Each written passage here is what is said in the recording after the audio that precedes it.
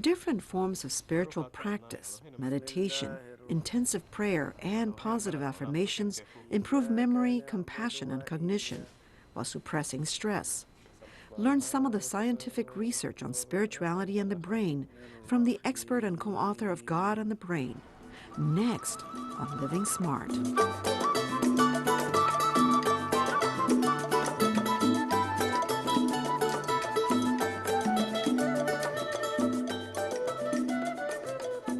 Hello, I'm Patricia GRAS. Welcome to Living Smart, the show designed to help you get the most out of life. Time Magazine, Newsweek, and the Washington Post call him one of the world's leading experts on spirituality and the brain. He's the co-author of How God Changes Your Brain, including Born to Believe.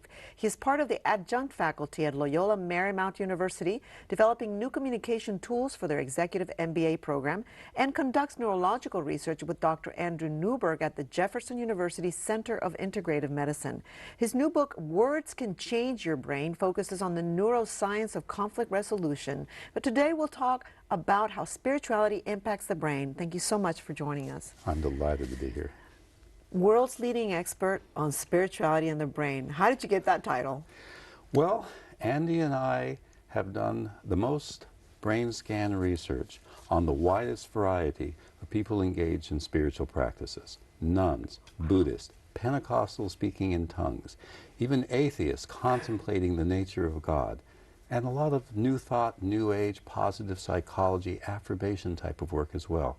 These are the types of people we're bringing into our laboratories to see what really goes on inside of their brain when they engage in these deep spiritual practices and very positive types of thinking practices. Let's start with the basics. What do you mean by God? What do you mean by God? Exactly. And this is why God is probably the second most powerful word that you could ever contemplate on in your brain, because nobody knows what God is. You ask a young child to think about God, and the brain is designed to have a picture for every word that you have. But what does God look like? Nobody knows. But if you ask a seven-year-old will sit down and be drawing a picture. And I remember when a father came over and said, what are you drawing a picture of? I'm drawing a picture of God. And the father said, well, nobody knows what God looks like.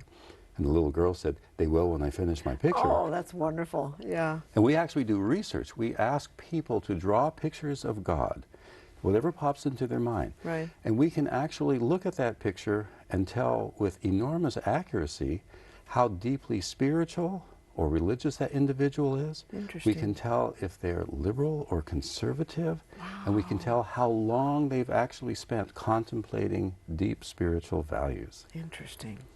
I would draw a heart. But anyway, yes. How does... That has moved ahead. If you don't think much about God, you draw a face. Right. And that's what a seven-year-old is going to do. A seven-year-old can only think in pictures, and so if you say that God can hear your prayers, poof, ears appear. Right. If you say God can see you, and you're looking around, I don't know where, right. For that child, you have eyes. Eyes, ears, you have a face. Right, right, right. But the more you contemplate God, the more you'll watch how that picture of a person begins to fade away into hearts and spirals and mirrors and blank pages to encompass a lot more things that are incomprehensible. Right. That's why God is the most powerful word in the world. Now, how does God affect the brain, for example, of an atheist? In many similar ways. I'm reminded of a story one time of the former Vatican, he was the head of the Vatican Observatory, and he goes around the country lecturing individuals on the nature of God, on evolution, on the Big Bang. And I spend most of my time going around the country lecturing people on spirituality and the brain. So I guess if you really want to understand neuroscience nowadays, you might actually have to go to your priest. And if you want to understand what religion is all about, you might have to talk to your local neuroscientist. I mean, it's a wonderful dialogue that's taking place. When an atheist thinks about God, there's a wide range of atheists, just like there's a wide range of believers. Christians or believers, yeah. So for most atheists, God simply holds very little meaning. Perhaps they haven't had a personal experience. So 1/3 of their pictures will be an old man with a beard. Okay. 1/3 of the pictures will be blank because the response is, God doesn't exist, therefore this is my picture of it. But we can all get trapped in our old memories and old childhood images of any spiritual principle. The moment we do that, we shut down the thinking processes of the brain. So you'll find that people who really meditate a great deal, contemplate the nature of reality or the nature of consciousness, God can become a metaphor and a symbol for all that is sacred inside of ourselves, for the best that we can possibly be, for an inner or outer guidance of what is the best way for me to live my life, not just for myself, but for everyone who I meet. That's our definition of God. Now, you shared with me that negativity is sort of the normal state of mind or brain in Yes. humans. Explain why that is, and how can we change that? It's a survival-oriented mechanism. If I flash the word no for less than a second and you're in a brain scan machine, you'll see that the fear centers in your brain are firing away just by seeing the word no on a piece of paper. So what we know about the human brain is that it's designed to wake up and presume that we're in a life-threatening, chaotic, uncertain world. We have to find our food, we have to find shelter, we have to protect ourselves. But we solved all those problems hundreds of years ago, if not thousands of years ago. But the brain of most animals, it wakes up, it's hungry, it wants to know where its master is, where the sense of safety is. They'll go get a little food, they get a pat on the head, and our dogs and cats will take a nap on the couch. Not so with the human brain. We just don't take naps. And so what happens is that this frontal lobe area where imagination and creativity takes place, we're constantly generating an endless stream of positive and negative scenarios about the future. For the most part, our brain doesn't even live in the present moment. And the problem is that every time we have a negative thought, the brain lights up 5 times stronger, maybe even 10 times stronger than with any positive thought we have. So if we really want to maintain optimism, which is the best way to exercise your brain, it actually adds 2 years onto your life. You're going to have a 3 to 5 to 1 positivity ratio. For each negative thought or feeling you have, you better consciously and creatively think of 5 positive things you did that day. If you and I are talking with each other, if I focus on something that you say that I don't like, we'll derail the entire conversation. Wow. If I put that brief negative thought aside and look at you and listen to you and think, what is it about you where you are communicating the best of yourself to the best of myself? This conversation will create such an amazing bond between people that we can use that strategy to heal conflicts before they even begin. Wow. Now, and this leads to my next question, which is, how does God change your brain? Maybe keep you positive, maybe keep you optimistic. How does he do that? It depends. He, she. He or she, yeah. you're right, I'm sorry. He or she. The more you contemplate God, it's kind of interesting. And we have a slide to Yes. show what we're going to talk about. Yes.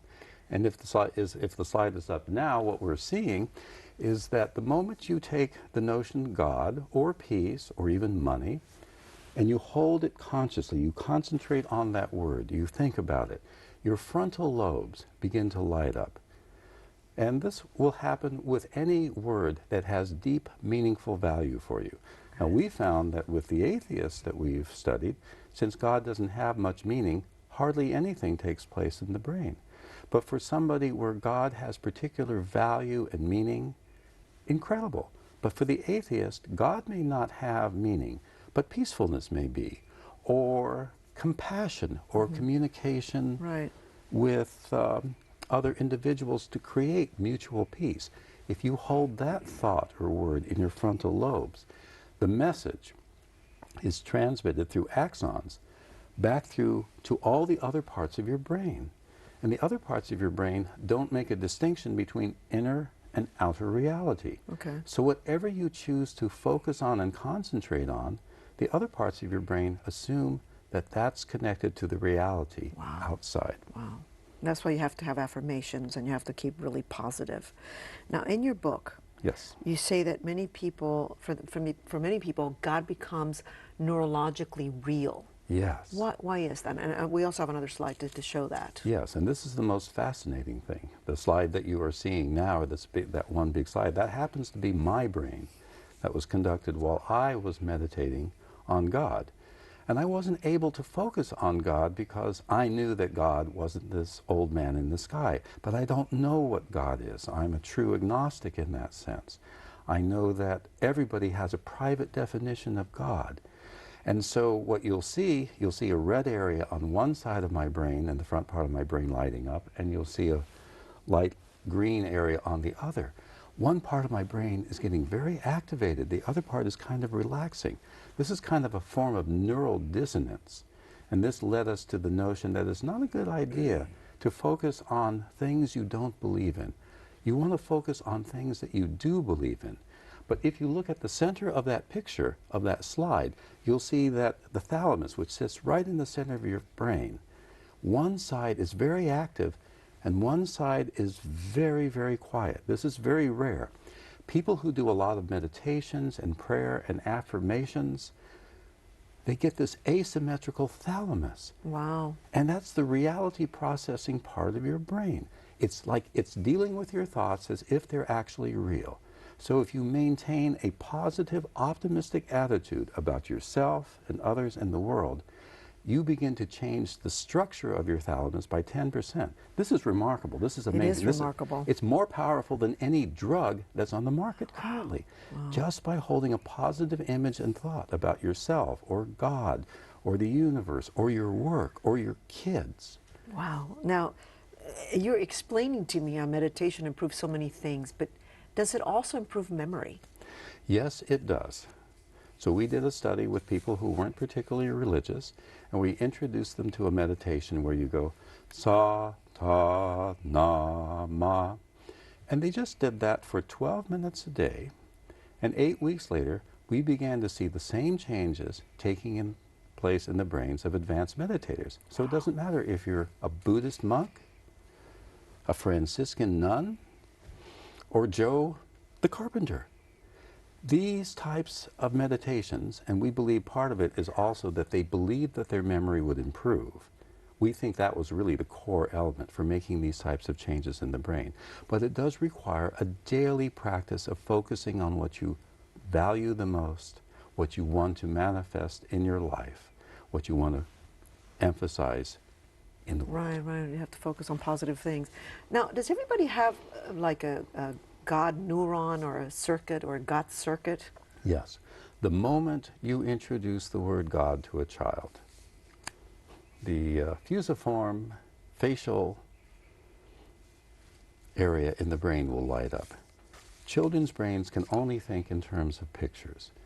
So we need to have pictures and images to go along with any abstract idea that we have. If we don't do that, we're incapable of bringing our fantasy, our dream, our goal into being. So let's say you want to go to work and you want to be more effective and productive at work. It's helpful to have pictures of what that productivity of work could be. And you could sit there and you can breathe deeply and say, I simply am going to be more productive at work this day. And if you maintain that thought and notice all the feelings and thoughts attached to it and ignore the negative ones that come up like, oh, I don't really want to work, whatever else, and put those aside. When you finish that brief meditation, you'll actually stimulate the motivational centers of your brain. When you sit down and do the work, you'll be more focused, you'll be more concentrated, you'll accomplish more, you'll go faster to your goal.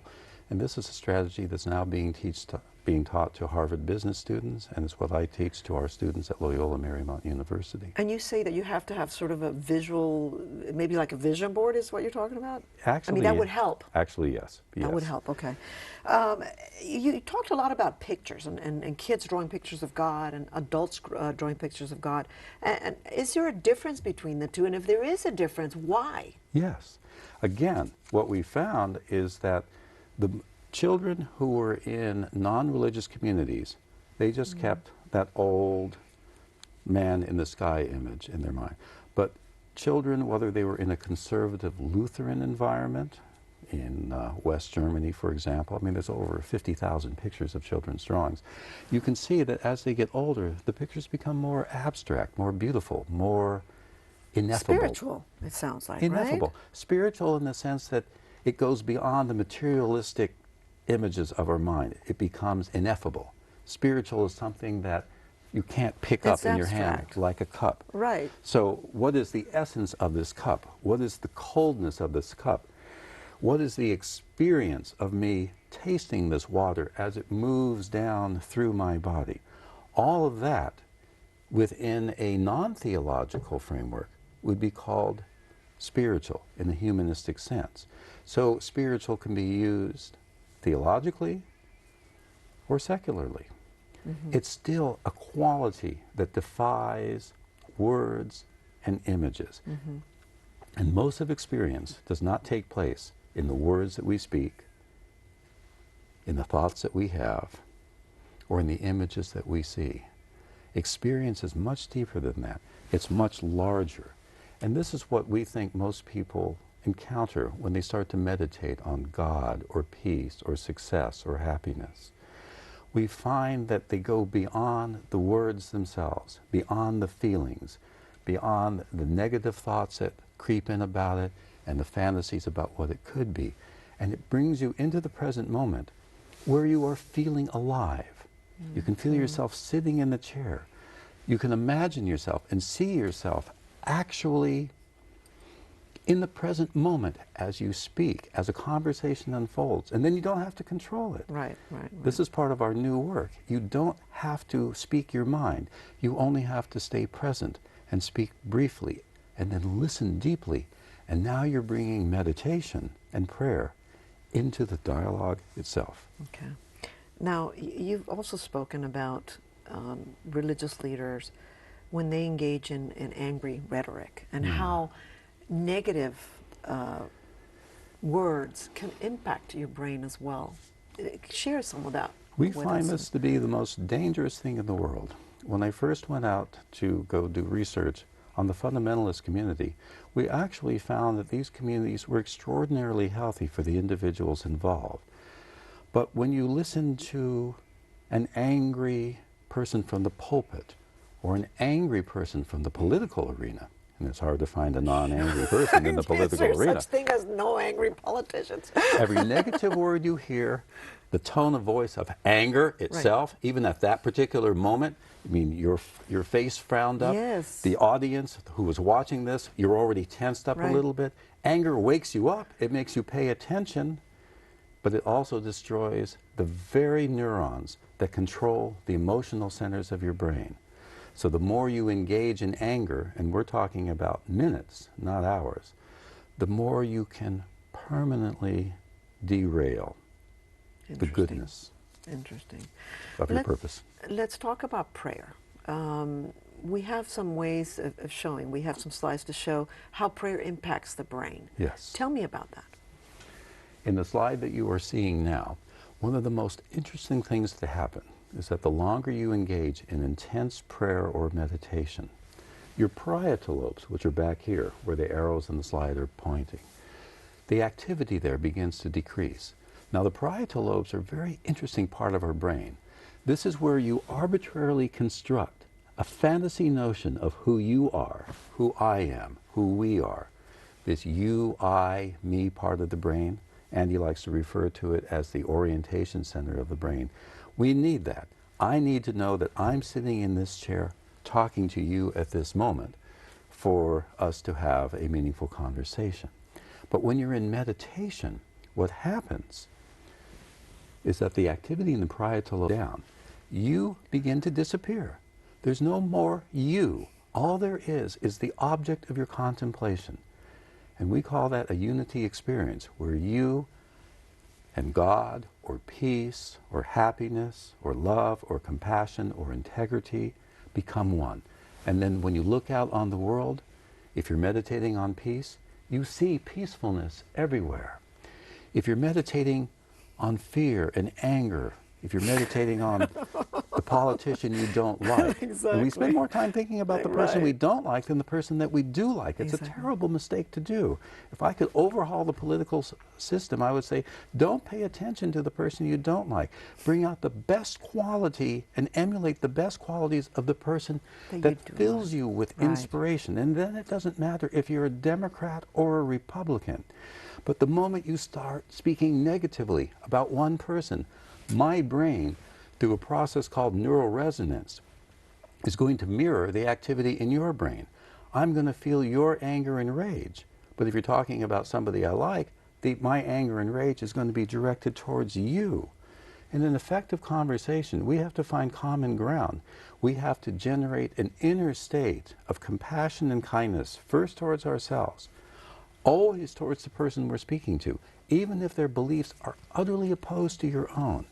If you do that, and the other person does that as well, you can both hold each other in a state of neural resonance and generate one of the most constructive, loving, kind conversations, and you can do it in 7 minutes or less. And we'll talk about that later, but I also want you to walk us through a meditation, a short meditation. Now, most people have a really hard time meditating. That's just a fact, and that's why the people who actually do meditate and do it right do really well in life, correct?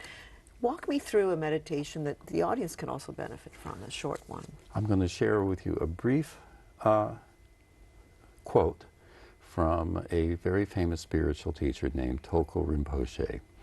When he looked at me and we were engaged in this meditation workshop, he said, "You know, you Americans try too hard to meditate." And this is a very important lesson. We need not take meditation and prayer so seriously. We can do so casually in a deep state of relaxation, and it's more effective on the brain. So this is why Andy and I highly recommend yawning as a meditation technique. If you just take a few moments to breathe deeply, stretch, move around in your chair in whatever way feels really good. And you can do it right now as you're watching this. Just take a moment to bring yourself into a state of a little bit more relaxation. You can notice right now that you feel better, you feel calmer. That took you 15 seconds to do. So that's meditation at its best. And then if you want to do it longer, the benefits keep improving. Okay, so you do it longer. Go ahead. Yeah, but we do have a question, a meditation question that we think is perhaps the most powerful question we've ever found to be answered. And we teach this to all of our executive MBA students because it actually changes the way in which they conduct business on Wall Street. We ask them to close their eyes, yawn, breathe, and stretch. And then we ask them to do the following meditation for just 1 minute by asking themselves this question: what is your deepest, innermost value? And we repeat it. What is your deepest, innermost value? And then write down the first 1, 2, or 3 words that come to your mind. Do this exercise for 1 minute per day for 10 days. And as one of our executive MBA students, who was a CEO, said, his first response to the exercise is, "What kind of BS is this for a financial planning class?" Halfway through the exercise, when it found that it could keep him focused and organize his day, and this day was a 10-hour workday, plus the schoolwork he had to do, he said, every MBA student in this country should be taught this one single exercise. It's amazing. And so it's now a core part of our MBA program. Focusing on, I guess, on our innermost values, it kind of makes you more centered. I want to ask you, what are the 3 most important things you'd like for people to take from this conversation that we've had? I think that the world is in trouble.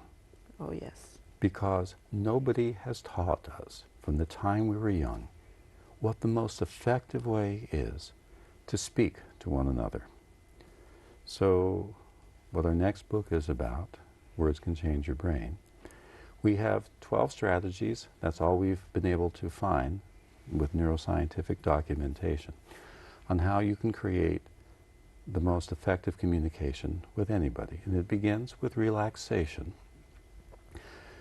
But the core element of all of those 12 strategies is to speak briefly, as slowly as I am speaking now, to speak for 20 seconds or less, one sentence, two at the most, and then stop and listen as deeply as possible to what the other person says. Then, when they've stopped, and it doesn't matter how long they talk for, let them talk it out. I want to ask you, how do you know you're living smart? I know I'm living smart by knowing how little I know about living smart. I know is I know nothing, right? Yes, I know that the more research that I do about the brain, the more I realize you don't know. We're all beginners. Thank you so much, Mr. Waldman, for joining us. I really appreciate so much. it. And to learn more about spirituality and the brain, go to our website. There you'll find a complete resource list. You can also email us or call us with your comments at 713-743-8513. And that's our show for today. I hope you've enjoyed it. Remember to live smart. I'm Patricia GRAS. Have a peaceful week.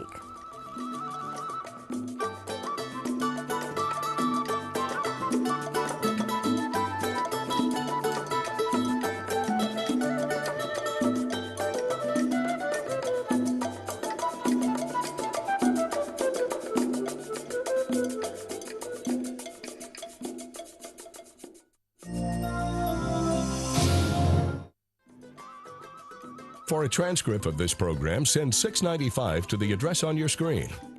Please include the name of the guest.